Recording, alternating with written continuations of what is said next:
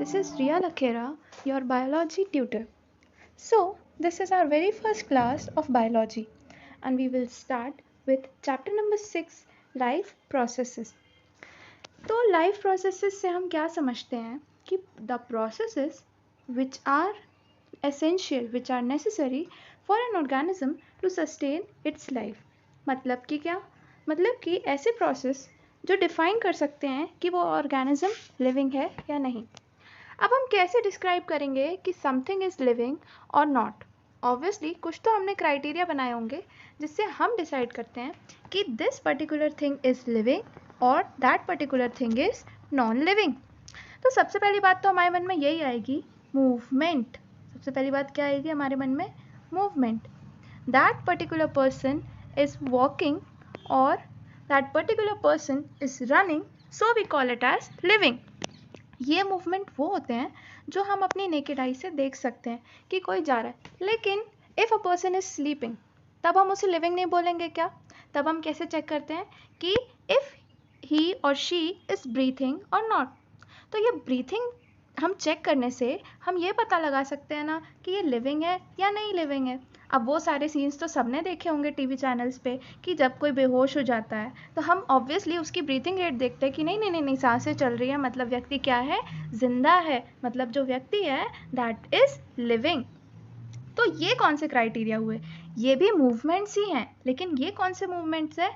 These are molecular movements. The aspects which differentiate between a living and non-living organism is molecular movements that are occurring in our body.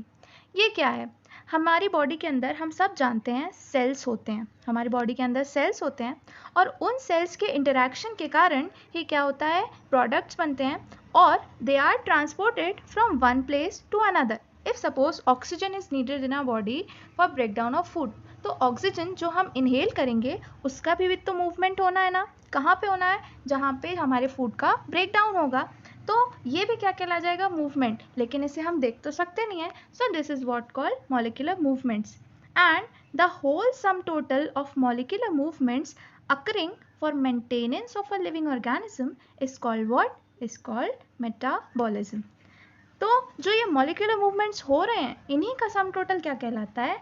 Metabolism कहलाता है, जो कि ज़रूरी होता है एक ऑर्गेनिज्म के लिए टू सस्टेन इट्स लाइफ. अब मेटाबॉलिज्म क्या होता है? हम ऐसा कह सकते हैं कि चीज़ों का बनना या चीज़ों का टूटना. ऑब्वियसली मॉलिक्यूल्स हैं तो मॉलिक्यूल्स और सिंपलर मॉलिक्यूल्स में टूटेंगे या फिर सिंपलर मॉलिक्यूल्स और कॉम्प्लेक्स मॉलिक्यूल में डेवलप होंगे.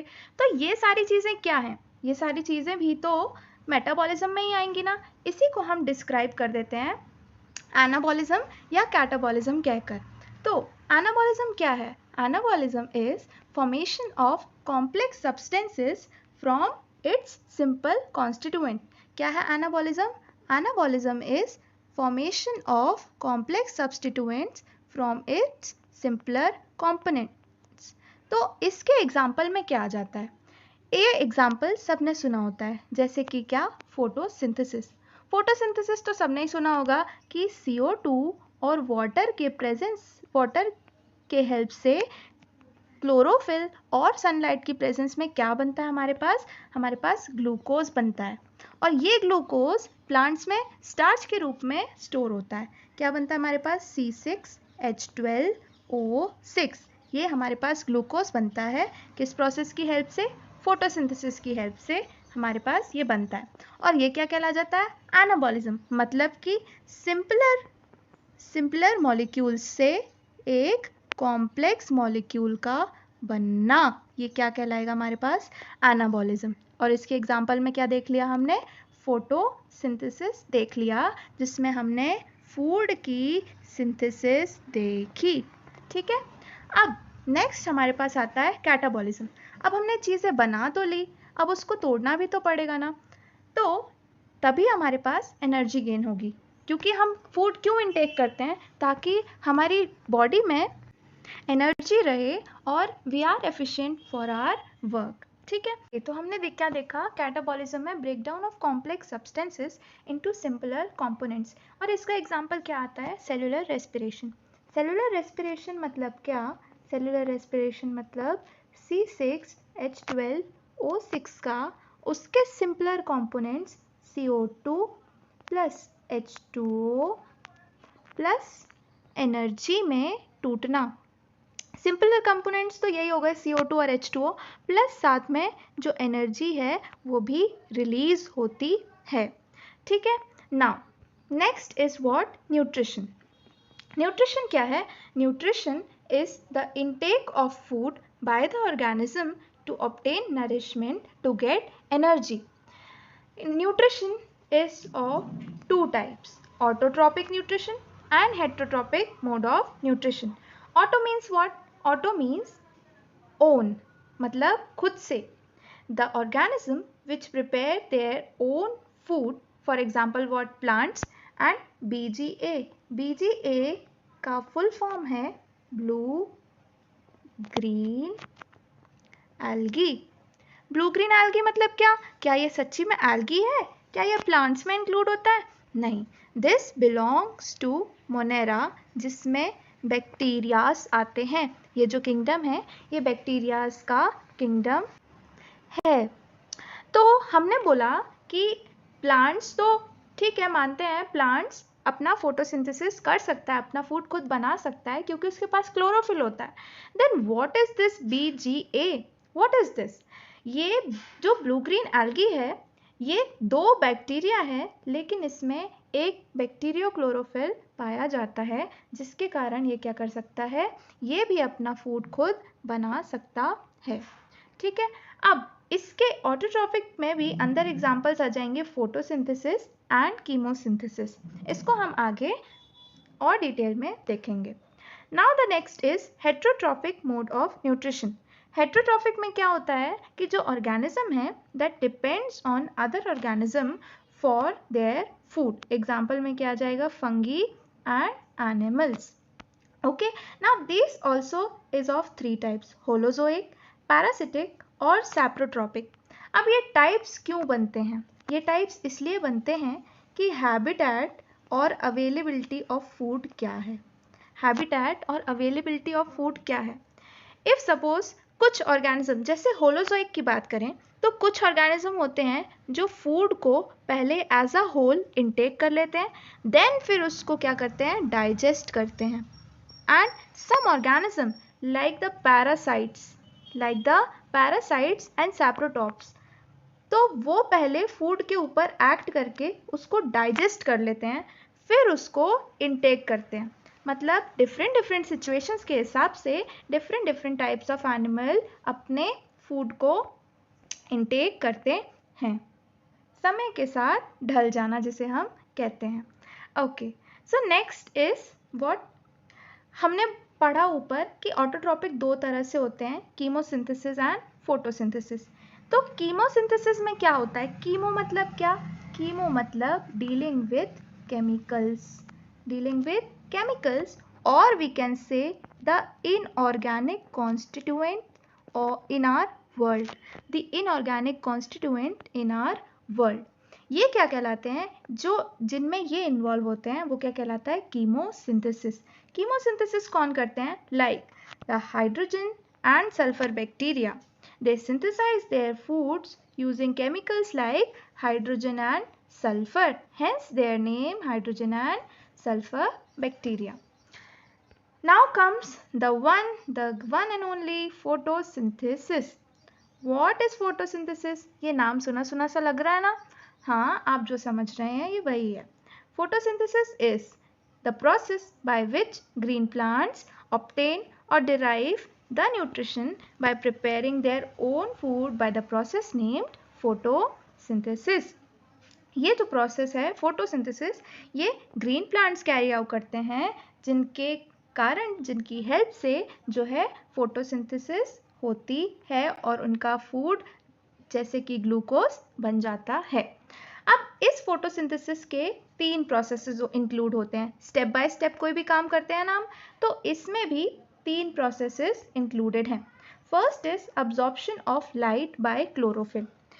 पहला प्रोसेस तो यही हुआ कि ये जो लीफ है ग्रीन कलर की, सॉरी ये ब्लू कलर है, but the leaf which is green in colour, मतलब क्या?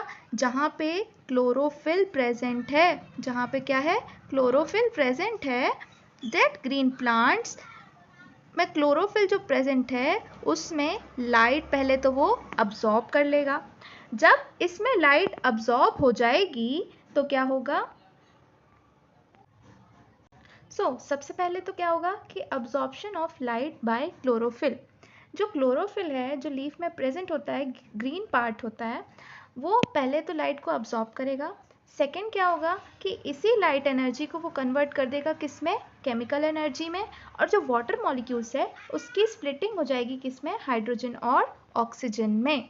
ठीक है, नाउ आगे नेक्स्ट क्लास 11th क्लास में हम पढ़ेंगे कि जो ये दोनों प्रोसेसेस हैं ये लाइट रिएक्शन के अंडर आते हैं। ये किसके अंदर आते हैं, लाइट रिएक्शन के अंदर आते हैं। And this third process that is reduction of carbon dioxide to carbohydrate, ये किस में आ जाता है, डार्क रिएक्शन में आ जाता है, जो कि इन लाइट रिएक्शन के प्रोडक्ट्स पे डिपेंड होता है और कार्बन डाइऑक्साइड से कार्बोहाइड्रेट्स बना देता है। Okay, now let's continue forward. अब हम देखेंगे, हमने तो देख लिया कि जो लीव्स हैं उनमें फोटोसिंथेसिस होती है, तो क्या आप ये नहीं जानना चाहेंगे कि लीफ के कौन से पार्ट में फोटोसिंथेसिस होती है? ये होता है मीजोफिल सेल्स ऑफ लीफ, जहाँ पे फोटोसिंथेसिस कैरिड आउट होती है। ये जो डायग्राम हमारी एनसीईआरटी में दिया हुआ है ये किसका है, ये क्रॉस सेक्शन ऑफ लीफ है जो कि मीजोफिल टिश्यू है या मीजोफिल सेल है। ओके, तो यहाँ पे हम अगर इसको गौर से देखेंगे, आप देख पा रहे होंगे ये अपर एपिडर्मिस मार्क किया है उनने, आई एम सो सॉरी, ये अपर एपिडर्मिस मार्क किया है and this is the lower epidermis. Leaf के हम देखते हैं एक ऊपर वाला प्लेन सा पार्ट होता है और नीचे वाला जो लोअर एपिडर्मिस रफ सा पार्ट होता है। टू सरफेसेस होते हैं लीव्स में। सपोज कर लें अगर हम ये लीफ लिए तो इसका एक तो ये अपर वाला पार्ट हुआ और इसके नीचे से ये वाला लोअर एपिडर्मिस पार्ट हुआ, है ना, जो सेल्स हैं लीफ की। जैसे हमारी स्किन है, दो तरफ से हम देख पाते हैं ना, लेकिन उसके बीच में बहुत सारी लेयर्स प्रेजेंट है, वैसे ही लीफ की बात है। ये जो है ऊपर वाले जो हमारे सिलेंड्रिकल दिख रहे हैं ये कौन से कहलाते हैं, palisade parenchyma, and these lower ones are called spongy parenchyma. Sponges में हम देखते हैं ना कि एयर स्पेसेस प्रेजेंट होती हैं, सेम इज हियर प्रेजेंट, इससे आप याद रख सकते हैं air spaces are present and these the green parts are what, chloroplast present in them. Okay, and this is waxy cuticle. अब क्यूटिकल क्यों होता है लीफ में, क्यूटिकल लीफ में इसलिए होता है ताकि वो उसको एडवर्स एनवायरनमेंट से प्रोटेक्ट कर सके। अब हमने देखा कि हमारे लिए क्लोरोफिल यूज़फुल था, सनलाइट यूज़फुल थी, CO2 यूज़फुल था, तो ये कैसे था। अब कहीं सुनी बातों पे तो हम कहीं से विश्वास नहीं करते हैं। Let's do some experiments to know that these particular components are necessary for a plant to photosynthesize। तो इसमें हम क्या करेंगे, पहले एक्सपेरिमेंट में हमें क्या करना है कि हमें एक पॉटेड प्लांट लेना है। हमें क्या करना है, एक पॉटेड प्लांट लेना है जिसकी वैराइगेटेड लीव्स हों। एक पॉटेड प्लांट लेना है जिसकी वैराइगेटेड लीव्स हो। ये आप देख पा रहे हैं वैराइगेटेड लीव्स नीचे डायग्राम में। वैराइगेटेड लीव्स मतलब क्या, हमारे सबके घर में मनी प्लांट तो होता ही है। मनी प्लांट की लीव्स देखी हैं कभी आपने, उसमें कुछ पार्ट येलो होता है और कुछ पार्ट ग्रीन होता है। This is called variegated leaves. या फिर क्रोटॉन्स, क्रोटॉन्स भी एक तरह का प्लांट होता है। तो हमें ये ऐसा प्लांट लेना है जिसमें हमें दिख पाए, हम डिफ्रेंशिएट कर पाए green part and non green part में। इसी को हम कहते हैं वैराइगेटेड लीव्स। सेकेंड, हमें क्या करना है कि इस प्लांट को डार्क रूम में रखना है फॉर 3 days। अब बेचारे इस पॉटेड प्लांट की क्या गलती कि हम इसको डार्क रूम, नहीं बच्चों, इसकी कोई गलती नहीं है। सिर्फ हम इसलिए इसको डार्क रूम में रख रहे हैं ताकि जो इसका स्टार्च है ना, जो इसका फूड मटेरियल जो स्टोर कर रखा था इसने, वो सारा यूज्ड अप हो जाए। ठीक है, अब हमने इसको 3 दिन के लिए जब डार्क रूम में रख दिया, फिर हम निकाल के उसको 6 आवर्स के लिए सनलाइट में रख देंगे। फिर उसी प्लांट से हम एक लीफ को प्लक करेंगे और उसके ग्रीन एरियाज को मार्क कर लेंगे। हम देख लेंगे कि कौन कौन से एरियाज ग्रीन हैं। नेक्स्ट हम क्या करेंगे कि उस लीफ को हमें बॉइलिंग वाटर में रखना है। हमने सपोज वाटर लिया, हम उस बॉइलिंग वाटर में इस लीफ को रखना है। अब हम बॉयल क्यों करते हैं, बॉयल इसलिए कर रहे हैं ताकि जो उसके एंजाइम्स हैं वो डीनेचर हो जाएं। देन हम क्या करेंगे कि इस लीफ को अब हम इस अल्कोहल में रखेंगे। ओके, अल्कोहल में जब हम इस लीफ को रखेंगे तो वो वाले अल्कोहल जिसमें हमने रखा है उस बीकर को हम एक वाटर बाथ में रखेंगे और फिर उसको हीट करेंगे। इसको हम हीट करेंगे, लेकिन एक सवाल तो आपके मन में आया होगा ना कि हमने अल्कोहल में क्यों रखा, ऐसा क्यों भाई, इतना स्पेशल क्यों है कि हम उसको अल्कोहल प्रोवाइड कर रहे हैं। नहीं नहीं बच्चों, ऐसा कुछ नहीं है, वो स्पेशल तो है ही, पर ये इसका रीज़न नहीं है। हम अल्कोहल में उसको इसलिए रखते हैं ताकि जो क्लोरोफिल है वो रिमूव हो जाए और जो लीव्स हैं वो डीकलराइज हो जाएं। ओके, नाउ हमने ये सारे देख लिया, फिर हम इस लीफ को डाइल्यूट सोल्यूशन ऑफ आयोडीन में रखेंगे। उसमें रखने के बाद क्या होगा कि हम देखेंगे, अब ये सारी लीफ को उन्होंने बोला कि अब कंपेयर करो कि जो लीफ है जो पहले थी और बाद में कैसी हो गई। तो हमारे पास क्या रिजल्ट्स देखने को आएगा कि जो ग्रीन पार्ट्स थे लीफ के वो कैसे हो गए हैं, ब्लू ब्लैक हो गए हैं। कैसे हो गए हैं, ब्लू ब्लैक हो गए हैं। मतलब क्या, मतलब वहाँ पे स्टार्च बन चुका है इसलिए वो ब्लू ब्लैक हो गए हैं। तो हम ये समझ सकते हैं कि जहाँ जहाँ जिस जिस पार्ट में लीफ के वो ग्रीन क्लोरोफिल सब्सटेंस प्रेजेंट था वहाँ पे स्टार्च की फॉर्मेशन हुई और वही स्टार्च जो है आयोडीन में रखने के कारण ब्लू ब्लैक हो गया। लेकिन जो पार्ट नॉन ग्रीन था वो कैसा रह गया, वो कलरलेस ही रह गया। समझ में आया बच्चों? नेक्स्ट आगे चलते हैं हम एक्सपेरिमेंट नंबर 2 पे। अब एक्सपेरिमेंट नंबर 2 क्या है, इसमें हमें बताना है, 1 सेकेंड प्लीज। इसमें हमें बताना है कि जो कार्बन डाइऑक्साइड है वो नेसेसरी है किसके लिए, फोटोसिंथेसिस के लिए जो कार्बन डाइऑक्साइड है वो नेसेसरी है या नहीं।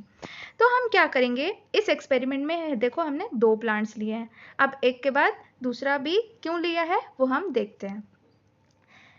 सबसे पहले तो सेम प्रोसीजर कि हमें पॉटेड प्लांट लेना है, इस बार एक नहीं, इस बार हमें 2 प्लांट्स लेने हैं। तो जुगाड़ कर लेना बच्चों दोनों प्लांट्स का, हमें 2 प्लांट्स लेने हैं। लेकिन इस बार वो वेरीगेटेड लीव्स वाला नहीं, इस बार हम सिंपल भी ले सकते हैं। हम वेरीगेटेड क्यों ले रहे थे, ताकि हमें पता चल पाए कि कौन सा ग्रीन पार्ट में है कौन सा नॉन ग्रीन पार्ट में है। ओके, लेकिन यहाँ पे तो हमें CO2 की प्रेजेंस चेक करनी है ना, तो इसके लिए वेरीगेटेड लेना ज़रूरी नहीं है। तो हमें क्या करना है कि take 2 healthy potted plants which are nearly the same size. Okay, अब इसको भी हमें डार्क रूम में रखना है। क्यों रखना है वो तो आपको पता ही चल गया। अब हमने इसको डार्क रूम में रख दिया, ठीक है। नेक्स्ट स्टेप इज ईच जो प्लांट है उसको हम ऐसे बेल जार में क्लोज कर देंगे और इधर पे हम क्या रख देंगे, वॉच ग्लास रख देंगे। वॉच ग्लास मतलब एक ऐसा लेबोरेटरी में एक प्लेट आती है जिसे हम वॉच ग्लास कहते हैं, ग्लास की होती है। इसमें हम क्या रखेंगे, KOH रखेंगे। KOH को हम क्या कह सकते हैं, पोटेशियम हाइड्रोक्साइड। इसमें हम KOH रखेंगे। अब जो पोटेशियम हाइड्रोक्साइड है ना, इसकी प्रॉपर्टी होती है कि ये CO2 को अब्जॉर्ब कर लेता है। अब समझ में आया, हर चीज़ का एक रीज़न होता है। तो हम KOH क्यों यूज़ कर रहे हैं, क्योंकि KOH जो है वो CO2 को क्या कर लेता है, अब्जॉर्ब कर लेता है। तो हम 2 प्लांट्स इसलिए लिए कि एक में हमने KOH वाला पैलेट डाल दिया और एक को हमने कुछ नहीं किया, ठीक है, उसको सिंपल एक बेल जार में क्लोज कर दिया। अब क्या बोल रहा है कि दोनों जो प्लांट्स है उसको बेल जार से कवर कर दिया हमने। अब हमने वैसलीन या कुछ कर दिया ताकि वो एयर टाइट हो जाए। तो Y is vaseline or some substance use to keep the space airtight. Okay, अब हम इसका रिजल्ट क्या देखेंगे, इसका रिजल्ट ये होगा कि जो KOH जिसमें था, जिस बेल जार में, इसमें क्या होगा कि जो लीफ है वो ब्लू ब्लैक नहीं हुई होगी, वो ब्लू ब्लैक नहीं हुई होगी। क्यों नहीं हुई होगी, क्योंकि इसमें तो KOH था और KOH की प्रॉपर्टी हमने देखी, CO2 अब्जॉर्ब कर लेता है, लेकिन CO2 तो नेसेसरी है। ब्लू ब्लैक क्यों नहीं हुई, क्योंकि यहाँ पे फोटोसिंथेसिस ही नहीं हुई, यहाँ पे फोटोसिंथेसिस ही नहीं हुई। और जहाँ पे हमने KOH नहीं रखा था वहाँ पे क्या हुआ, वहाँ पे हमारी फोटोसिंथेसिस हो गई और जो लीव्स हैं वो ब्लू ब्लैक हो गई। ठीक है, विदाउट KOH वाले सोल्यूशन में। अब हम बात करेंगे, हमने तो कार्बन डाइऑक्साइड का देखा कि क्यों ज़रूरी क्यों नहीं ज़रूरी है। अब ये जो प्लांट्स हैं ये कैसे कार्बन डाइऑक्साइड इनटेक करते हैं। कार्बन डाइऑक्साइड लेने के लिए इनके पास कौन से स्ट्रक्चर्स होते हैं। तो स्टोमेटा के बारे में तो सुना ही होगा, और अगर नहीं सुना है तो मैं सुना देती हूँ। स्टोमेटा क्या होते हैं? The tiny pores present on the surface of the leaf which helps in gaseous exchange. What are stomata? Stomata are the tiny pores present on the surface of the leaf which helps in gaseous exchange of plants and are known as stomata. ये हम देख पा रहे होंगे, ये हो गए stomatal pore. ये देखिए, ये डायग्राम आ सकता है, इसको आप थॉरली देख लीजिए। 3 लेबलिंग है। ये जो इसमें भी ग्रीन ग्रीन डॉट्स हैं ये क्या है? Chloroplast sorry, and this are the guard cells. ये जो मैंने लाइनिंग करी, these are what? Guard cells, and this pore is what? Stomatal pore. Okay, now why it is like that कि ये वाला पिक्चर ऐसा बना हुआ है एंड ये वाला पिक्चर ऐसा बना हुआ है। क्यों? क्योंकि यहाँ पे जो है ये क्लोज्ड की कंडीशन है, स्टोमेटा जो है वो क्लोज्ड है। क्यों क्लोज्ड है? क्योंकि स्टोमेटा से हमारे पास जो है गैशियस एक्सचेंज तो होता ही होता है, लेकिन जो एक ईविल है हमारा, जो एक दुष्ट प्राणी है हमारा, दुष्ट प्रोसेस है ट्रांसपिरेशन, वो भी स्टोमेटा के थ्रू हो जाता है। और अगर इफ़ गैसेस की नीड नहीं है तो हम अगर स्टोमेटा को ओपन रखेंगे तो उसमें ट्रांसपिरेशन कैरी आउट हो जाएगा। ट्रांसपिरेशन क्या है? The loss of water. जो वाटर का लॉस है उसको ही हम क्या कहते हैं? ट्रांसपिरेशन कहते हैं। अब जो ये स्टोमेटा नहीं, ये जो गार्ड सेल्स हैं ये डाइकॉट में कैसे होते हैं? किडनी या बीन शेप्ड के होते हैं, और मोनोकॉट्स में कैसे होते हैं? डम्बल शेप्ड के होते हैं। डम्बल सुना होगा ना आपने? द जिम पीपल्स अटेंडेंस लगा दो जल्दी से। ये डम्बल आपने सुना होगा। तो in dicot these guard cells are what? Kidney or bean shaped, and in monocots they are dumbbell shaped.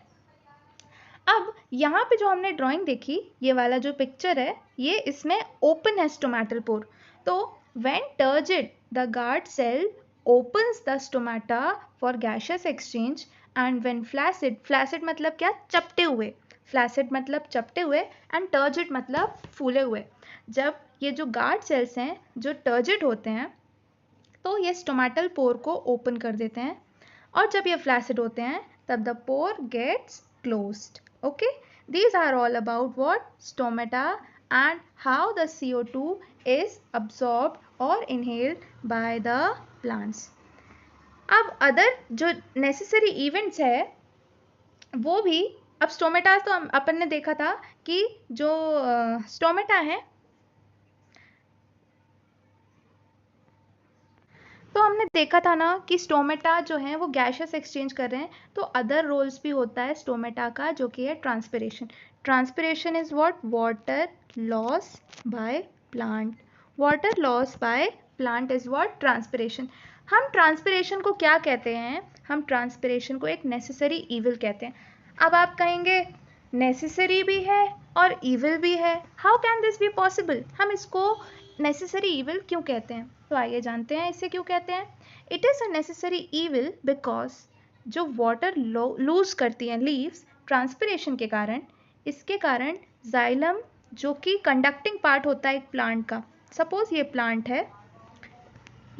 है, इसमें ये स्टेम से सपोज ये जाइलम ऐसे पूरा डिस्ट्रीब्यूटेड होता है। ये ऑर्गन होता है, जैसे हमारे अंदर ऑर्गन्स होते हैं वैसे ही जाइलम क्या होता है? ट्रांसपोर्टिंग ऑर्गन होता है, जिससे वाटर और मिनरल्स ट्रांसपोर्ट होते हैं। तो ये जो जाइलम है इसमें एक सक्शन प्रेशर क्रिएट होता है, मतलब एक खिंचाव क्रिएट होता है, जिसके कारण सपोज लीव ने अगर यहाँ से सोचो वाटर लॉस हो रहा है थ्रू ट्रांसपिरेशन, तो ये सक्शन प्रेशर यहाँ पे ऐसे क्रिएट होता है जिसके कारण वाटर प्लांट अब्जॉर्ब करता है थ्रू रूट्स के थ्रू, इससे फिर वाटर प्लांट्स अब्जॉर्ब कर लेता है। अब समझ में आया क्यों इसको नेसेसरी ईविल बोला था? मैं कहती ही हूँ हर चीज़ का कोई ना कोई कारण होता है। चलिए, ओके देन, थैंक यू। आज की क्लास के लिए इतना ही। थैंक यू मेरे नादान परिंदों।